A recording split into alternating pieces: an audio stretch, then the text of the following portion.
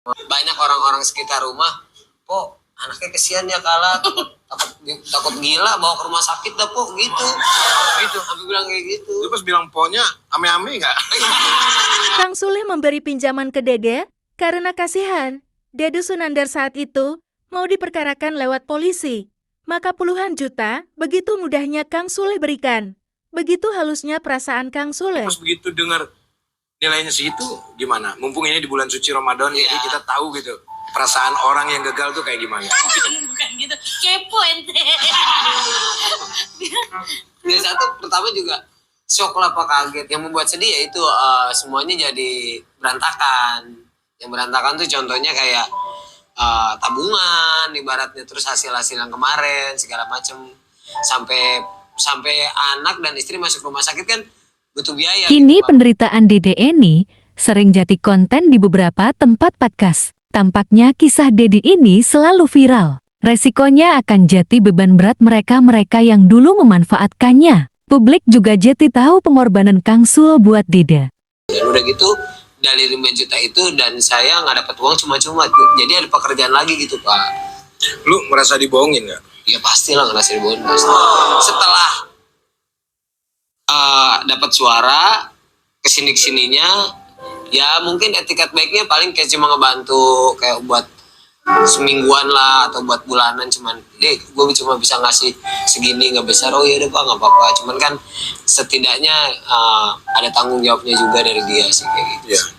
Jadi gua ikut sedih lah deh ya dengan perjalanan lu ya. Gua waktu syuting di Cengkareng, Ya prestis. tiba-tiba dia udah ditembok ya, Pak.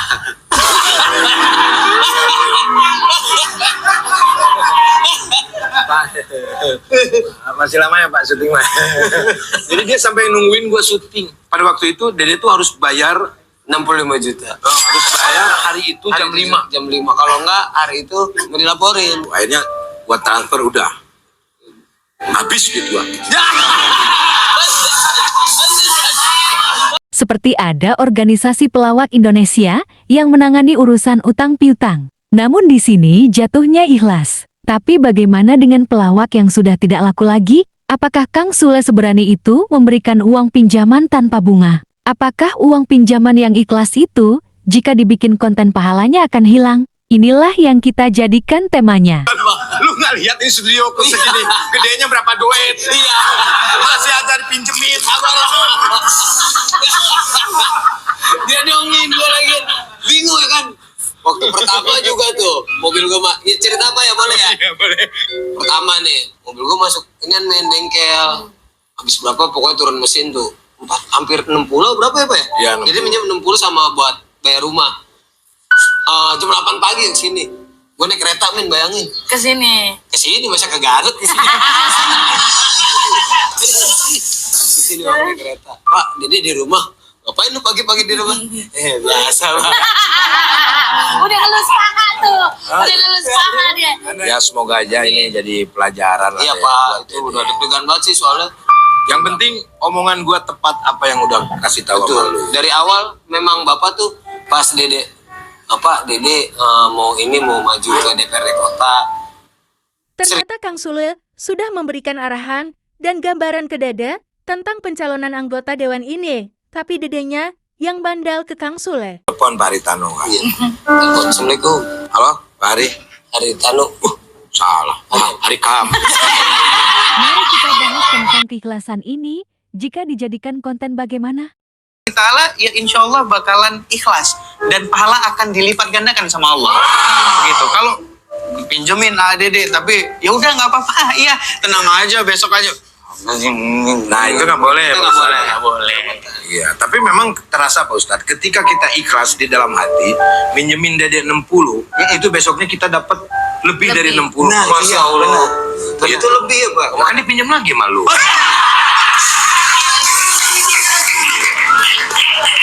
Lawakan juga bisa jadi bahan edukasi bagi netizen, bagaimana cara membuat pertunjukan agar menarik dan tidak membosankan. Seperti podcast ini, kedatangan Ustadz dan kedatangan pembantu membuat suasana obrolan jadi tidak monoton nih.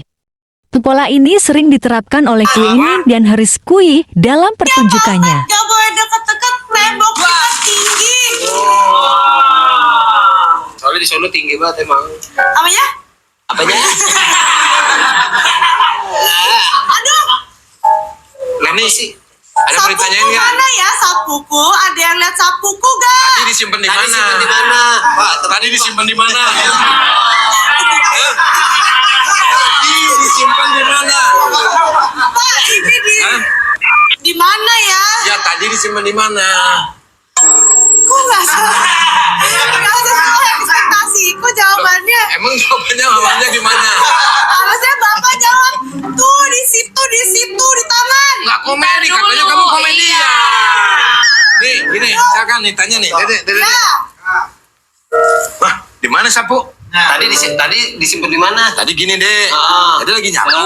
ya. Terus gua gini. Nah, Hilang sapu di mana? tadi di mana coba? Tadi tuh nyapu deh. Terus gua masukin sini. Oh, ini nih. Tadi saya, aku tuh mau. Mami yang nanya ya. Coba mami, mami ibu. Oke bu. Pulang. Diumpetin lagi tadi sapunya.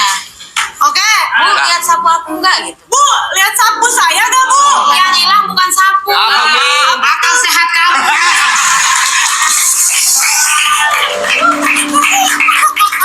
Lucu juga ya. Itulah materi lawakan yang diajarkan Kang Sul. Tentu saja netizen merasa terhibur, walau inti materinya tentang ikhlas yang disampaikan Ustadz. Nyantu. Ada. Sebentar saya ambil dulu ya Pak Bu. Oke. Ustaz dan caleg. Aduh. Oh, pertanyaannya di balon. Balon. Ya.